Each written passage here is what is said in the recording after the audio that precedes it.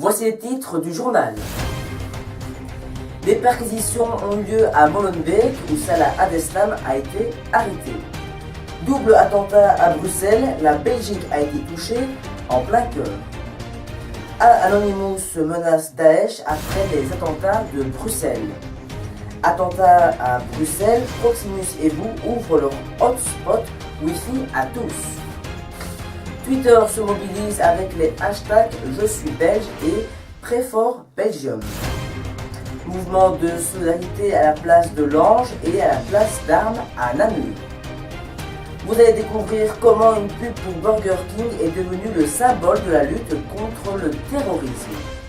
Le centre Asti Moulin de Namur permet aux élèves de s'exprimer sur les attentats grâce à des post-it. Édition spéciale sur le centre Asti Moulin fin juin. Facebook s'apprêtait à dévoiler un outil révolutionnaire qui signerait la mort des applications mobiles. New York, des bornes Wi-Fi gratuites remplacent les vieilles cabines téléphoniques. Le pape François s'adapte encore une fois sur Instagram. Les lives de The Voice Belgique ont débuté le 15 mars 2016. La grande chasse aux œufs est ouverte à Hatt. Une exposition sur la vie en internat d'Hélène Raz. La sortie du film Land of Mine reportée à cause des attentats. Le 30 mars 2016, le dessin animé Kung Fu Panda 3 sortira au cinéma. Nouveau, un sondage sur le site du journal vous sera proposé tous les mois. Et voici pour l'actualité sportive. Femke van den Driessen, 19 ans, arrête le vélo et ne va pas se défendre devant l'UCI. Philippe Gilbert rend hommage aux victimes des attentats en portant un brassard noir. M. Bocani était à Zaventem lors des attentats. Ce samedi 19 mars 2016 a démarré Milan-San Reno. Mesdemoiselles, mesdames, messieurs, bonsoir, heureux de vous retrouver. On se retrouve ce soir, le dimanche 27 mars 2016, comme chaque mois, et voici tout de suite l'actualité sportive de ce mois. Le vendredi 18 mars vers 17h, des perquisitions ont eu lieu à Molenbeek. Elles ont duré plus de 2 heures. C'est à ce moment-là et à cet endroit-là que Salah Abdeslam a été arrêté par la police. Il est allé à l'hôpital la nuit. Il a ensuite été interrogé. Salah Abdeslam est en prison à Bruges en attendant son prochain procès. Jonas Delmarmol. Salah Abdeslam a été arrêté aujourd'hui en Belgique. L'un des auteurs des attentats du 13 novembre à Paris qui ont fait 130 morts a été blessé lors de l'opération qui a eu lieu dans la ville de Molenbeek. Mardi, l'étau s'était déjà resserré autour de Salah Abdeslam après une perquisition dans la banlieue de Bruxelles. Les policiers avaient abattu un individu, mais 2 personnes avaient réussi à s'enfuir. Des empreintes digitales de Salah Abdeslam avaient été retrouvées sur un verre. Salah Abdeslam avait réussi à quitter la France dans la nuit après les attaques de novembre. Une caméra de vidéosurveillance avait filmé l'homme avec 2 complices dans une station-service de l'autoroute A2. Cette arrestation marque la fin d'une cavale de 4 mois pour l'homme de 26 ans. Le mardi 22 mars 2016, un peu après 8 heures, 2 explosions ont éclaté à l'aéroport de Zaventem. 1 heure plus tard, dans la station de métro Molenbeek, une explosion éclate dans le métro. Au total, 34 morts et 206 blessés. 3 jours de deuil national ont été décrétés. L'ensemble du pays est placé en niveau d'alerte maximum, le niveau 4, et un avis de recherche a été émis à l'égard d'un homme suspecté d'être impliqué dans l'attentat de Zaventem. Les enquêteurs sont à la recherche d'un homme qui a été filmé par les caméras de surveillance à Zaventem. Jonas Delmarmol et Laurent Horard.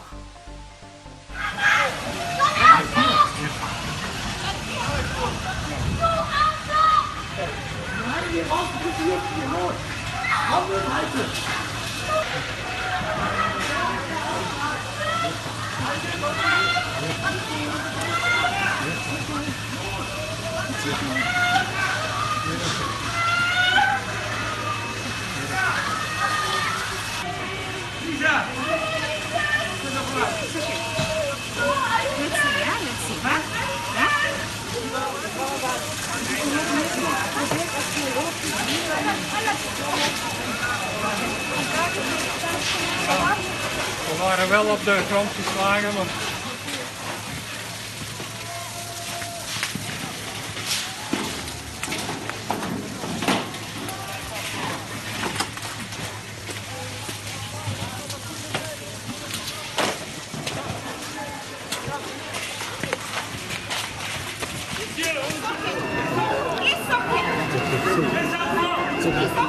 what it was? A job or was it a terrorist?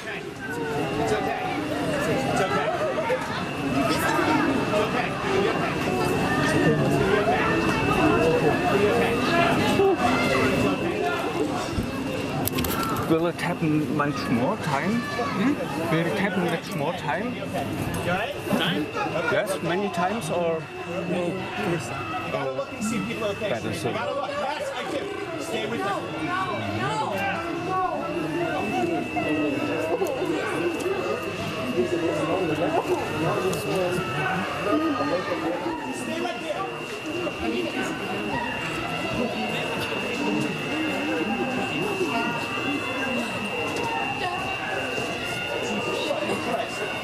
Damn it.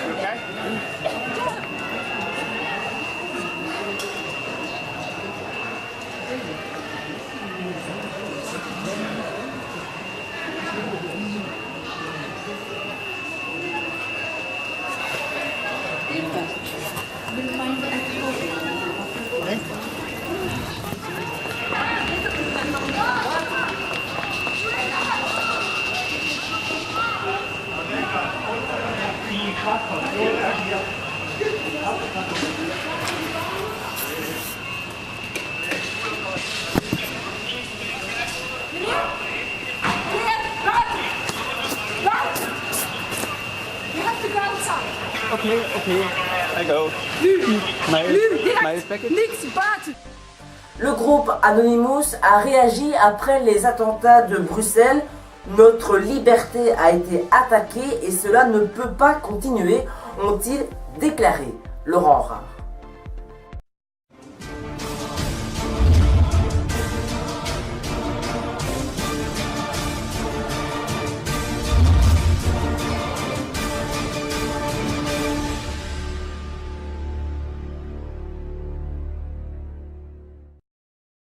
Citoyens du monde libre. Nous sommes Anonymous. Comme vous le savez, la Belgique a été frappée par le terrorisme ce mardi 22 mars, une nouvelle fois notre liberté est attaquée, cela ne peut plus continuer ainsi. Suite aux attentats qui ont frappé Paris en novembre dernier, nous luttons tous les jours contre le terrorisme et nous avons pu saboter 5500 comptes Twitter liés directement à Daz. Nous avons également sévi sur le Darknet, principal outil de Daz, en piratant un portefeuille électronique de 3 millions de dollars en bitcoin, monnaie virtuelle utilisée sur le dark web appartenant à Daz. Mais aussi vos sites de propagande ont été mis à rude épreuve du fait de nos cyberattaques. Cependant nous ne pouvons nous en satisfaire puisque les terroristes continuent leurs actions partout dans le monde. Nous avons donc décidé de mener une guerre totale contre les djihadistes, avec l'opération Bruxelles. Pour cela nous vous invitons à combattre à nos côtés, car chacun peut apporter sa contribution. Vous trouverez un lien avec cette vidéo, qui vous indiquera la procédure à suivre afin de mener de front cette guerre contre Daz. Nous Anonymous, défendons les droits à la liberté et à la tolérance, partisans de Daz, nous vous traquerons, nous vous trouverons, nous sommes partout et ce bien plus que vous ne pouvez l'imaginer, redoutez-nous. Nous sommes Anonymous. Nous sommes légion. Nous ne pardonnons pas. Nous n'oublions pas. Nous sommes libres. Telenet, vous et Proximus ont annoncé qu'ils mettaient à disposition du public leur hotspot Wi-Fi pour permettre aux voyageurs bloqués dans le pays de rester en contact avec leurs proches. Laurent Rare. Il n'aura pas fallu longtemps avant de voir apparaître les premiers hashtags en soutien aux victimes des attentats de Bruxelles. Quelques minutes seulement après l'explosion des 2 premières bombes à Zaventem, les hashtags Très fort Belgium, Je suis belge et Très fort Bruxelles figuraient déjà parmi les hashtags les plus relayés sur Twitter. Laurent Rare. À Namur, place de l'Ange, les Namurois se rassemblent Pour rendre hommage aux victimes des attentats de Bruxelles, grâce à des craies, ils peuvent marquer, dessiner leur soutien sur le sol. Des bougies, des photos et des drapeaux sont également présents.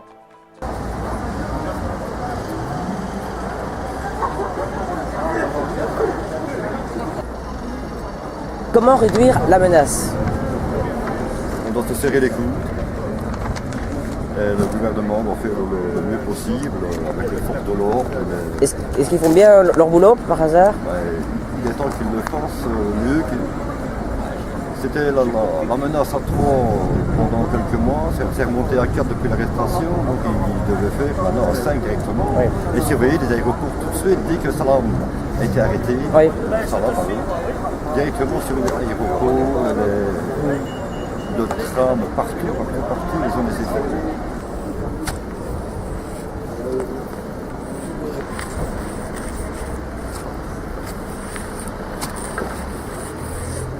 Comment réduire la menace?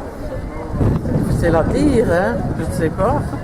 Est-ce que c'est aux politiques, plutôt aux frontières, dans les écoles? Moi je dis que c'est aux frontières. Aux frontières, oui. Oui. Oui. Est-ce que madame veut pousser sa colère, la montrer? Que voulez-vous dire par rapport au 22 mars? On ne sait pas comment on pourrait se révolter contre ça, mais on a envie de crier sa haine. Oui. Voilà, c'est ce que je pense.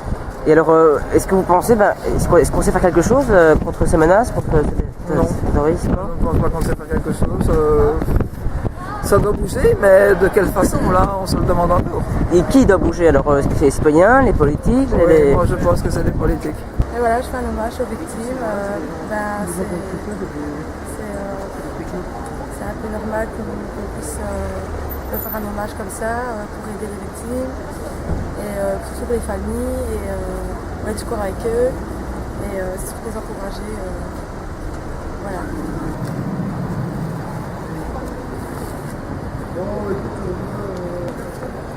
À réduire la menace, de toute façon, il est certain qu'il y a des responsabilités du côté du monde judiciaire, peut-être du monde politique. À savoir qu'on a relâché deux des personnes qui ont, comme les attentats à Malbec et à Zaventem cette semaine.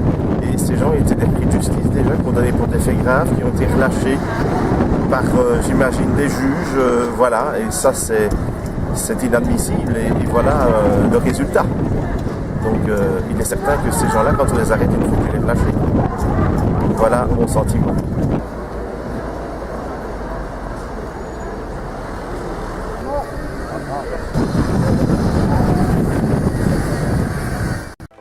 En réaction aux attentats de Bruxelles, de nombreux Belges ont publié cette photo d'une main dont les doigts auraient été remplacés par des frites, faisant un doigt d'honneur au terrorisme. L'image en question, qui a fait le tour du web, serait issue d'une campagne publicitaire de Burger King en Nouvelle-Zélande. Laurent Rare. À l'ITN à Namur, les élèves peuvent s'exprimer sur les attentats du 22 mars grâce à des post-it. Des post-it et des marqueurs sont déposés sur une table à l'entrée de l'école pour permettre aux élèves de s'exprimer. En voici quelques exemples.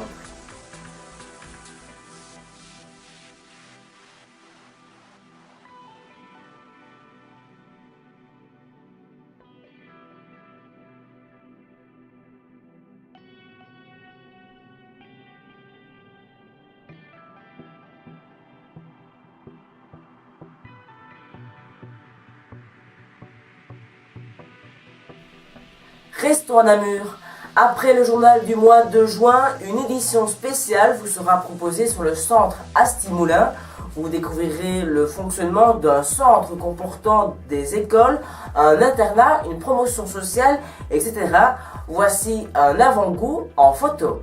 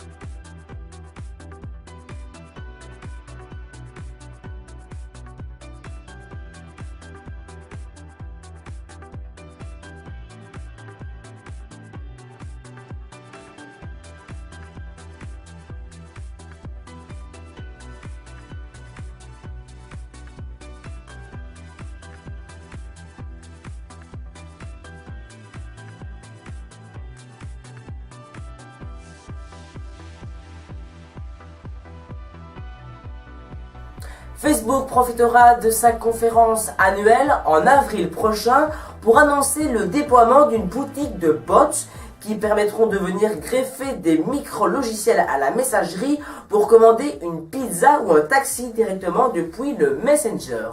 Laurent Rare. Les bornes interactives ont commencé à pousser comme des champignons sur la 3e avenue et la 8e avenue. New York est en train de se doter du réseau Wi-Fi gratuit le plus étendu et rapide au monde pour remplacer ses vieilles cabines téléphoniques. Laurent Rare. Leur âge d'or est définitivement terminé. Fini les cabines téléphoniques, en tout cas ici à New York, puisque la ville veut supprimer de ses trottoirs au plus vite toutes les cabines téléphoniques. En remplacement, des bornes Wi-Fi à haut débit seront installées dans toute la ville. Leur nom, Link NYC, et la première borne symbolique a déjà été installée près de Union Square à Manhattan. À terme, ce sont 7500 bornes au total qui remplaceront les cabines téléphoniques préexistantes. Mais alors à quoi serviront ces hotspots? Eh bien, pas seulement de bornes Wi-Fi, non, elles seront aussi équipées de 2 écrans pour renseigner les touristes et les usagers sur les musées, transports et services municipaux de New York. En service 24 heures sur 24, elles offriront aussi la possibilité de recharger son portable ou encore de contacter les services d'urgence, tout un programme qui n'est pas encore d'actualité en France. Le samedi 19 mars 2016, le pape s'est inscrit en milieu de journée sur Instagram. On le voit en train de prier à genoux sur sa première photo. Un nouveau chemin débute pour qu'il découvre Instagram. Jonas Delmarmol. Il apparaît à genoux en train de prier. Le pape François a publié sa première photo sur le réseau social Instagram. Et pour le commentaire, il faut se connecter sur son compte Twitter aux 30 millions de followers. Un nouveau chemin débute sur Instagram pour parcourir avec vous les voies de la miséricorde et de la tendresse de Dieu, a écrit Pontifex. Je vous le disais en titre, les lives de The Voice Belgique ont débuté le mardi 15 mars 2016. Il y en a 6. Le deuxième live a été reporté à demain, le lundi 28 mars 2016, en raison des attentats à Bruxelles. La finale se déroulera le mardi 26 mars 2016. Quelques rappels, pendant les lives, c'est le public qui vote. Les coachs votent seulement les 3 premiers lives avec le public. Jonas Delmarmol. Ce samedi 26 mars 2016 s'est déroulé au parc romantique de l'Esplanade de Hatt la grande chasse aux œufs de Pâques pour les petits mais aussi pour les grands. Jonas Delmarmol. Le mardi 22 mars n'aura pas été un jour si noir. En effet, Hélène Raas a apporté un peu de blancheur. Après avoir passé plusieurs semaines dans un internat pour prendre des photos, elle les dévoile. Hélène, photographe récemment diplômée et passionnée par les photographies, a décidé de choisir un internat du centre Asti-Moulin pour faire ses photos. Elle veut montrer comment les jeunes vivent en internat en 2016. Ensuite, après avoir travaillé sur ses photos en noir et blanc, elle les a exposées dans la salle de jeu. L'exposition est destinée aux parents, aux internes, mais aussi ouverte à tout public. L'exposition Vivre en internat aujourd'hui avait eu lieu le mardi 22 mars de 19h à 23h. Voici le reportage. Vivre en internat aujourd'hui.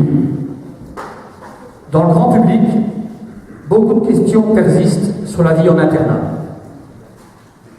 Pourquoi les parents prennent-ils la décision de mettre leur enfant en internat? Quelles en sont les véritables raisons? Votre enfant est en échec scolaire?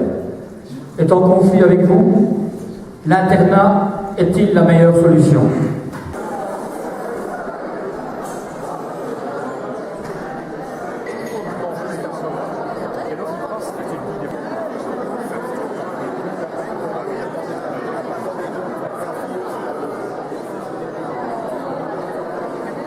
Quel est votre parcours photo?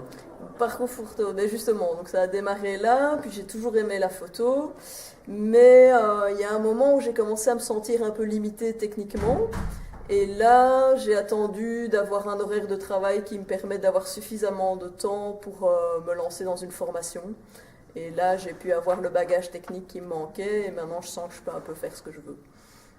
Alors, quelle est votre façon de travailler? Donc, je pense à la préparation, aux méthodes, au matériel spécifique. Mais ça va dépendre du reportage, évidemment, du sujet. On ne se prépare pas à un shooting en studio comme on se prépare pour un reportage. Ici, par exemple, pour le reportage à l'internat, il y a d'abord une phase de prise de contact.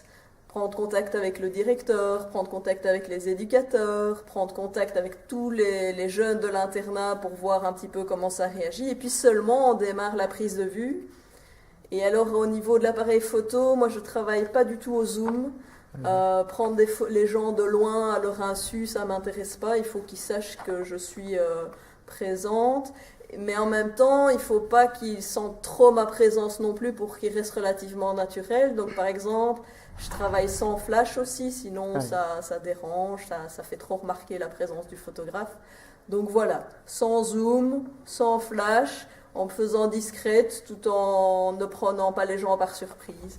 C'est un peu ma façon de travailler.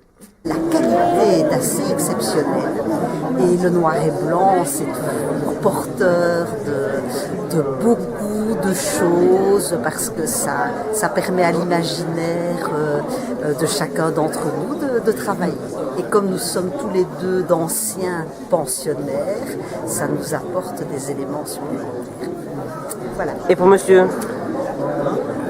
À peu près la même chose, sinon que c'est vrai que ça ravive des souvenirs, comme on a été moi pensionnaire pendant 7 ans à Floref.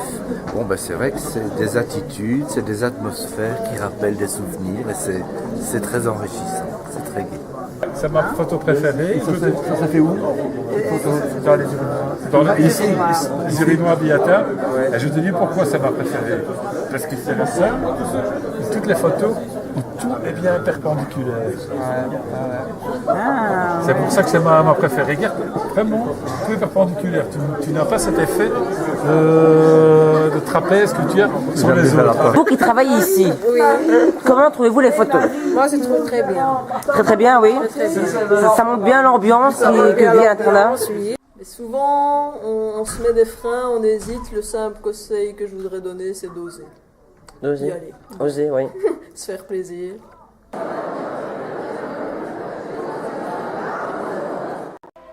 Land of Mine conte l'histoire d'enfants soldats allemands appelés à déminer les plages danoises à la fin de la Seconde Guerre mondiale. Un film qui a été jugé un peu trop violent par le distributeur Paradiso après les attentats de Bruxelles. Laurent Rare. Po croyait que son père, Panda, avait disparu, mais il réapparaît. Ils vont voyager ensemble jusqu'au village secret des pandas. Ils y feront la connaissance de certains de leurs semblables. Tous sont plus déjantés les uns que les autres. C'est là que l'aventure commence. Jonas Delmarmol. Maître Chifou? Je peux là? Vous avez le temps? Le temps est une illusion. Seul compte l'instant présent. Et présentement, c'est bon? Oh. Tu dois maintenant passer à la prochaine étape du parcours. Le guerrier doit devenir professeur. Bah, je suis nul comme prof. Là, le professeur Dragon, il a la classe. Oh. Ah, t'es là, salut, pas. Lamentable. Qui êtes-vous? Je suis à la recherche de mon fils. Papa? Viens là que je te prenne dans mes bras! Et qu'est-ce qui nous prouve que vous êtes son père? Et ça là, c'est quoi?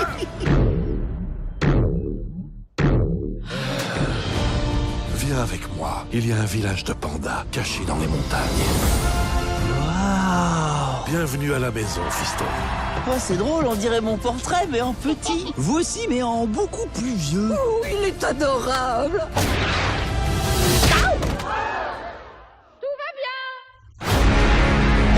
Taille est de retour! Qui? L'impitoyable, la bête vengeresse, le faiseur de veuves. Connais pas. Mais si, je travaillais avec Ougouaï. Ah, Ougouaï! Maître Ougouaï! Silence! Kai a attaqué la vallée, il a tout détruit. Maintenant, il va s'en prendre au panda. Il faut que tu leur apprennes à se battre. Ça y est, je suis prêt. Je vais faire de vous des maîtres du kung-fu.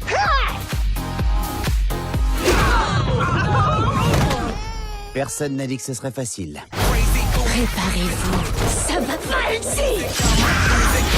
Ennemi de la justice, la guerre est déclarée. C'est une blague? Aïe. Alors c'est toi le guerrier dragon. C'est pas vrai, t'en viens au fait de jacasser? Je vais m'emparer de ton... Oh, arrête de jacasser. De ton... Tu jacasses, tu jacasses, tu jacasses, tu jacasses, tu jacasses. De ton... Tu jacasses. Bon, faut y aller là. Mais Maître Shifu a dit que... Attends, t'as peur? Même Maître Poulet, il va. Et c'est une poule mouillée. À 20h30, après chaque journal, un sondage vous sera proposé avec plusieurs propositions sur le site du journal. Vous aurez un peu moins d'un mois pour répondre à la question. Cela peut être un sujet d'actualité ou un sujet complètement différent. Vous aurez parfois la possibilité de répondre 2 fois. La première question donc de ce mois, du mois d'avril: trouvez-vous que les chaînes de télévision donnent trop d'informations ou trop longtemps lors d'un attentat par exemple? Sera donc disponible après ce journal.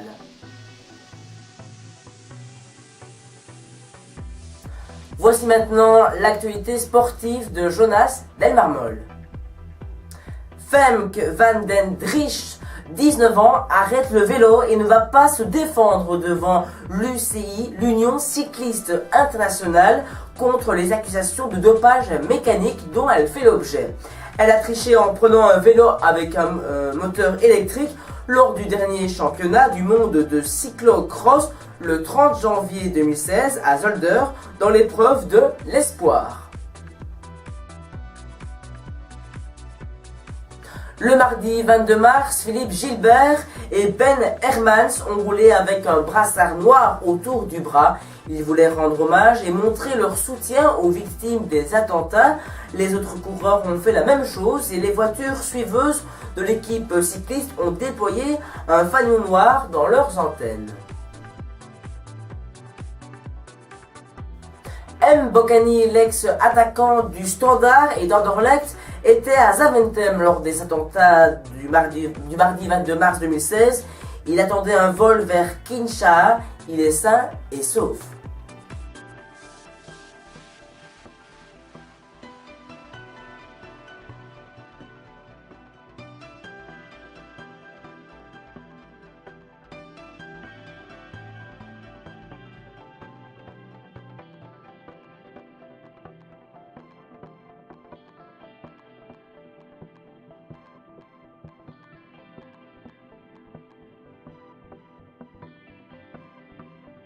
Le samedi 19 mars 2016 a démarré Milan-San Remo, la plus longue des classiques cyclistes, environ 300 km. Dans les coureurs cyclistes favoris se figurent Fabian Sansalera, Peter Sagan, Alexander Christophe et Greg Van Avermaet.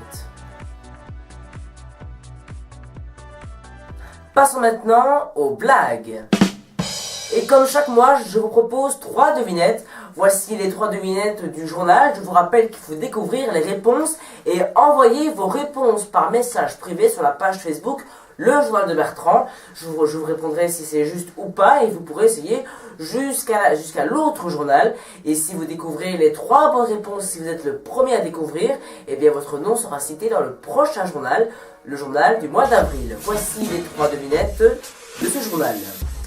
Première devinette. Je perds mes feuilles et pourtant je ne suis pas une plante. Qu'est-ce que c'est? Deuxième devinette. Combien font 3 et 3? Et la troisième, quelle est l'expression que les vampires répètent souvent? Allez, je répète encore une fois. Je perds mes feuilles et pourtant je ne suis pas une plante. Combien font 3 et 3? Quelle est l'expression que les vampires répètent souvent? Si vous connaissez la réponse, eh bien vous envoyez 1, 2 et 3 avec les bonnes réponses et votre nom sera cité dans le prochain journal. Je vous rappelle qu'il faut envoyer par message privé sur la page Facebook Le Journal de Bertrand. Et voici maintenant la météo.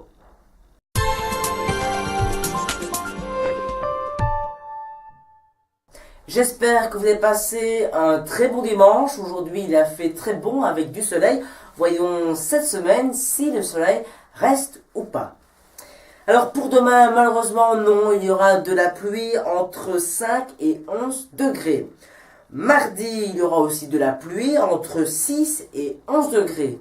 Mercredi, de la pluie également, les minima seront de 5 à 12 degrés. Jeudi, ça ne s'améliore pas, de la pluie, avec des degrés de 1 à 9. Vendredi, ça s'améliore un tout petit peu, du soleil avec des nuages de 2 à 13 degrés. Et le week-end, un peu mieux, samedi avec du soleil entre 6 et 17 degrés. Dimanche, du soleil, mais avec des nuages, mais des températures de 6 à 19 degrés. Et je vous rappelle que la météo de la semaine est disponible tous les lundis vers 7h15 et celle du week-end tous les vendredis vers 18h. C'est la fin de ce journal, merci beaucoup de l'avoir suivi. Le jeu en direct Trouver c'est gagner revient aux vacances de Pâques. Pour plus d'informations, vous pouvez visiter ma page Trouver c'est gagner. La question sondage du mois d'avril, trouvez-vous que les chaînes de télévision donnent trop d'informations ou trop longtemps? Lors de l'attentat par exemple, elle est disponible sur le site internet du journal. Une maison hantée sort le lundi 28 mars 2016 à 20h sur la page Les longs métrages de Bertrand. Vous pourrez me voir d'une façon différente. J'ai joué et j'ai réalisé également ce court métrage avec Laura Mousson et Emma Mangon. Une question et réponse juste après ce journal à 20h30. Comment les personnages des dessins animés font-ils pour bouger? Une édition très importante et très curieuse à voir juste après ce journal. Et justement, le prochain journal, ça se passera le dimanche 24 avril à 20h. Le journal de Bertrand, on peut le retrouver sur internet.